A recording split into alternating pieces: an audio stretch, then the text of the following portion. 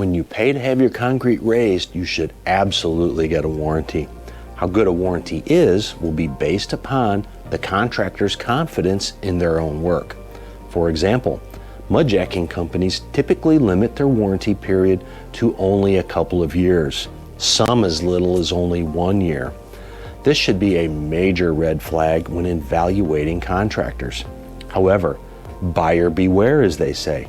Longer warranty periods do not always mean better. Some companies use warranties as marketing tools, things that sound great until you drill down into the details. A great example of this is a company offering a lifetime warranty. What could be better, right?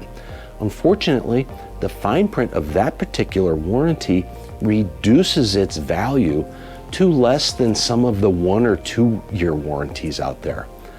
Another mudjacking warranty we've seen has a 4-year duration, but the fine print limits their liability to issues with their material, meaning if their material is still there, you have to pay to raise it again.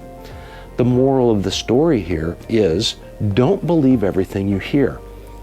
Always read the fine print. With Acme, you get superior lifting materials, certified installers, and a solid warranty, not tricky loopholes.